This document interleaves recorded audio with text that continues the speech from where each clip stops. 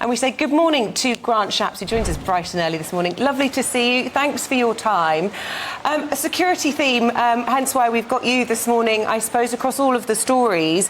And I want to start with foreign interference in these three latest, I suppose you could call them spies, but this time from within, acting within Border Force, within the Home Office as well. When are we going to get tough on China? Morning. Well, look, I can't go into specifics on the individual story because of, obviously, court procedures, but I think it's really important to say that wherever we find foreign interference, we will always act. And we know that foreign countries will use all different manners. It was ever thus, in a sense, with spying, and we'll make sure that we crack down on that. And that's why we've done a whole series of different things. And you'll remember, perhaps just a week ago, I was talking about a data breach in which we can't rule out foreign interference. Anyway, those are the reasons why we'll always crack down on those things, because we have to make sure, living in a democracy as we do, that those type of activities cannot be tolerated. The arrest of three people doesn't seem like cracking down on it. A lot of people really think it's time now, not only for the language to toughen, because just calling something a challenge or an epoch-defining challenge rather than a threat is hardly going to be a game changer, but actually proper sanctions, the sort of thing that will actually hurt China, because we're so afraid to do anything that would hurt our economic partnership with them, but we forget they need us too. Look, I agree, and actually good international sort of cooperation and/or sanctions or other measures, you know, in different parts of the world is something that we do all the time. You've seen what we've done with Russia. Our relationship with China in particular is a complex one, obviously, because there's enormous amounts of trade and a lot of areas where we do have to cooperate, but just because there's simply no other way to get stuff done. For example, on things like climate and elsewhere.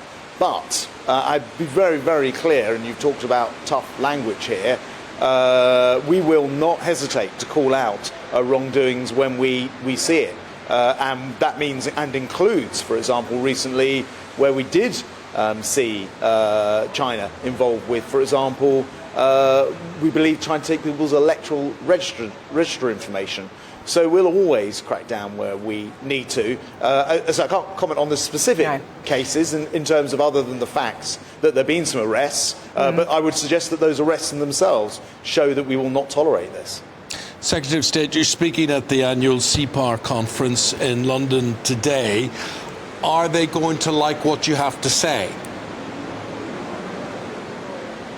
Well, look, as I've been saying since I was in this role, and indeed at a major speech in January at Lancaster House, which happens to be the same location as that Sea Power conference you mentioned, we are living in more dangerous times. Clearly, we've got a war in Europe with Ukraine being illegally invaded. We've got conflict in the Middle East, and we've got the rise of China, who really do present a big, we've described it as epoch-defining change to the world.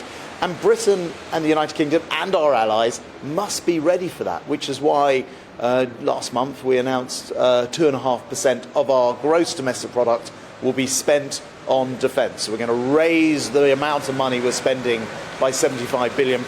That's enabled me today to make this speech at the Sea Power conference, in which I will be talking about our shipbuilding, our warfighting ability, with a major new announcement of new ships for our Royal Marines. And we wouldn't be able to do that if we weren't putting the money in, which we are doing. And I suspect that countries like China, Russia, Iran, North Korea, they'll all be taking notice of this. And many of these ships will be destined for the Indo-Pacific region. But keeping up with the security theme with you this morning, you only have to look at our own borders here, and we aren't keeping those secure. And we're talking this morning about the latest hiccup for the government in Northern Ireland. Is Northern Ireland about to become the asylum capital of the UK, where people can't be deported to Rwanda and can pass easily through to Ireland as well with the protection of the European Union? You can't wriggle out of this now because of the Good Friday Agreement.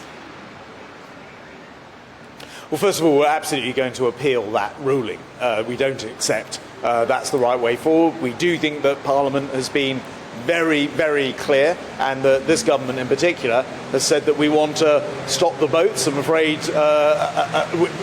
whatever you think about this, we think that's the only way to break this illegal trade. I'm afraid the Labour Party want to stop the planes. We want to stop the boats. So we don't accept this ruling. We absolutely are going to appeal it. We will do everything that's required to make sure, as you described it, the Northern Ireland can't be in this position, because we believe firmly in being able to control our own borders, and we've been prepared to take action to get to that. I have to say, tooth and nail resistance all the way from Keir Starmer, who has no plan to deal with this at all, whereas we are at least making sure that we're passing this legislation, and we won't let Northern Ireland be an exemption to the rule in the United Kingdom. And finally, remaining on the security theme, I know that Downing Street's hosting a Farm to Fork summit today, and we've been speaking to farmers on the programme, and we will be later on as well, about a genuine threat to food security in this country that we aren't taking seriously, that they aren't getting a decent wage for their work, that the supermarkets are profiteering and nothing is being done. What will Rishi Sunak and indeed Number 10 be saying to those farmers today to reassure them, and indeed us, the public, who would face the problems if we do have some sort of food security crisis? Yeah, well, look, first of all, I think it's probably important to recognise and thank our farmers. We actually have proportionately, compared with, say, for example, Germany, cheaper food in this country in our supermarkets of high quality, and that's in no small part because of the British farmer. So this morning we're going to be both discussing this at Cabinet, and then there's this Farm to Fork summit as well at Number 10. It's the second one as far as I recall. So it is something this government's been very, very serious about highlighting, particularly, as you say, in a less certain world, to bring back to the security theme, the importance of being able to produce produce at home. So, look, no one's going to have all the answers instantaneously. It also depends, farming, on lots of things, including the weather, which can be unexpected. But Absolutely. They do have a government that absolutely backs the industry, and that's why we'll be pleased to be having farmers at Downing Street later today. Well, we'll wait what they have to say. Thank you. Hope it goes well for you, Secretary of State. Thanks for your time this morning. Thanks so much. Thank you very much.